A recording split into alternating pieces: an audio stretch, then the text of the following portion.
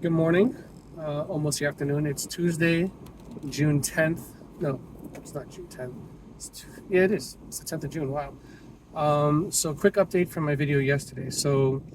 Um, the Quadplex in Tampa is going to be under contract for the second time. However, nice guy agent from a little south of here, I think in Naples.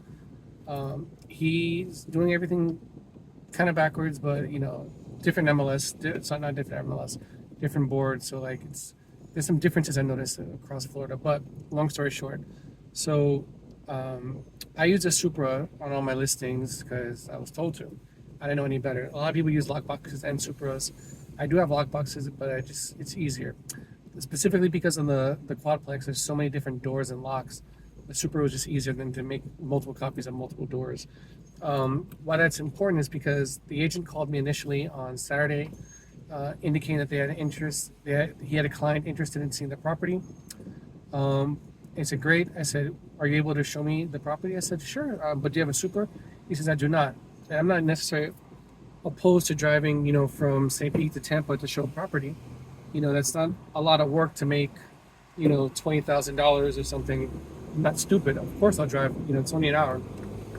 I'm from New York. I used to drive a lot farther for pizza. So then he mentioned, oh, I forgot. I'm not a member of Supra, but I do. You can do text message, blah blah blah blah.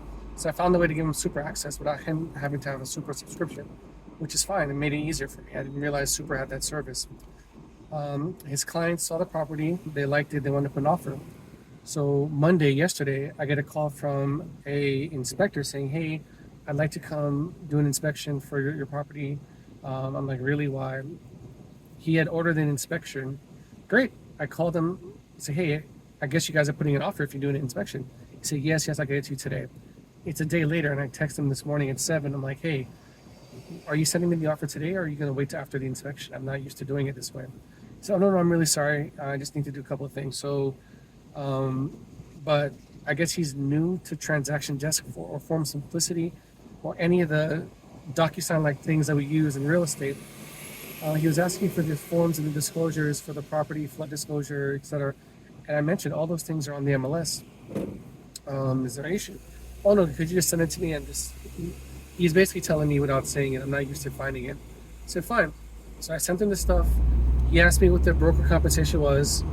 Because my clients are so motivated to sell, I said, "Oh, we're offering X percentage." Normally, I would tell you to put in the offer, but after I'm their second agent, they've been on the market 6 months before me, 2 months with me, and there was a 2 month gap between it. So they've been trying to sell this property for over 10 months.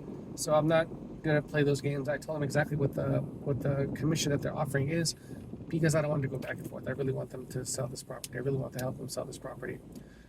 And then 2 hours later, I'm like, "Hey, I haven't received your offer yet." "Oh, no, no, I just need you to get them to sign this." I'm like, "Why?"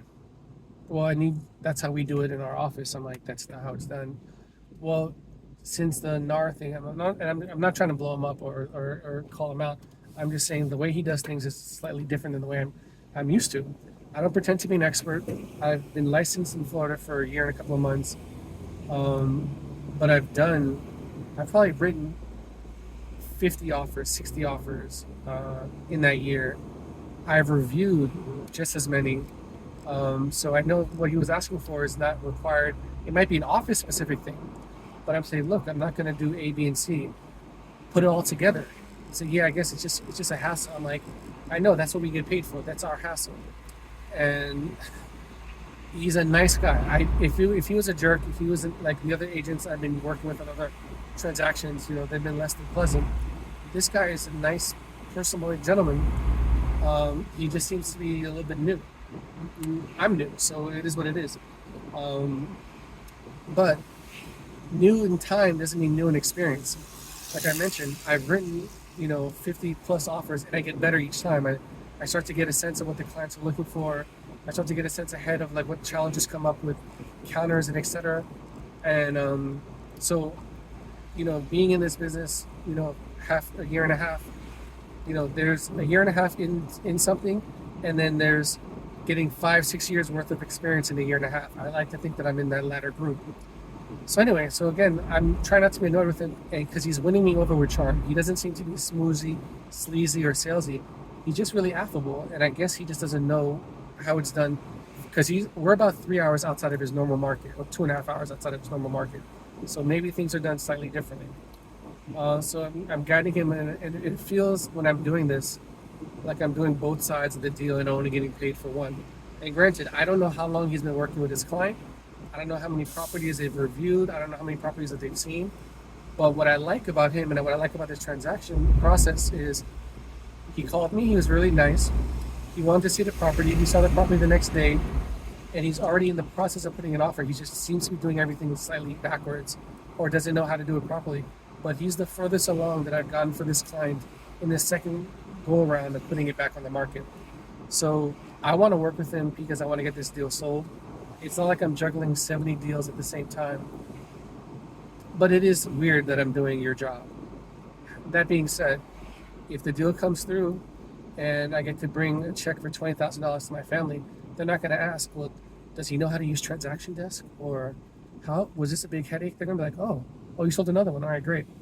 Dinner's at 5. We're going to have pasta or let's go to the beach. Like this, for my family, the ins and the intricacies of what I do aren't important.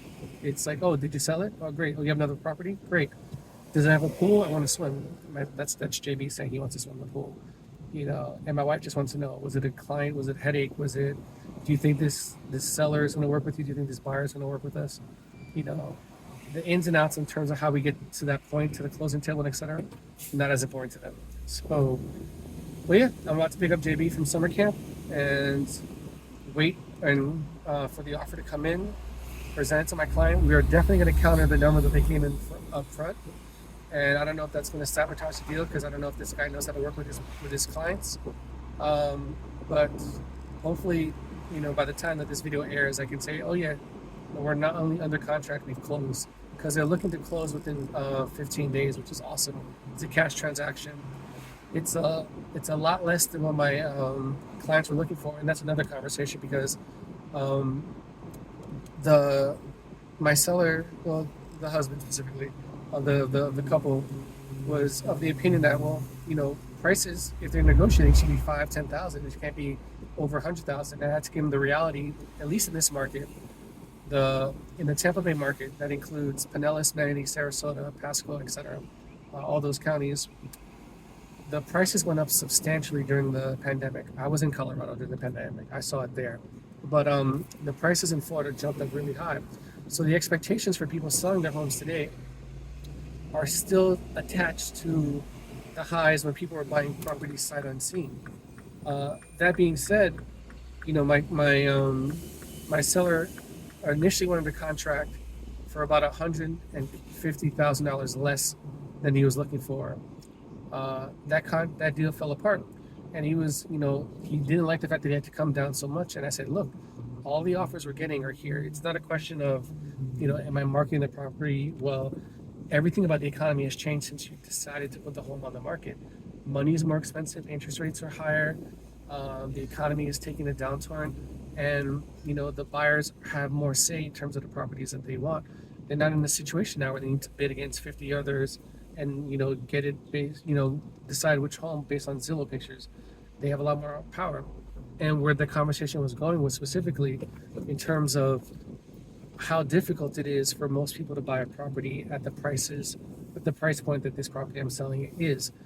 Banks aren't giving out loans as easily or as readily, especially if it's a vacant quadruplex. It's one thing, you did the responsible thing of fixing each unit one at a time, but the downside is now you don't have any proof that there's tenants in there. I have a duplex that in another city that's got a lot more interest because it's a lot easier to show the income potential with his actual income. So he didn't like the fact that the offer was so low, and I said, look, I know the offer isn't great, but it's cash. It's not a complicated conversation. They want to close quickly, but these are the offers we're going to get now because the days on market and the economy, it is what it is. Sorry about that. Anyway, I'll close it there. This is Christian Bush. Talk to you later. Bye.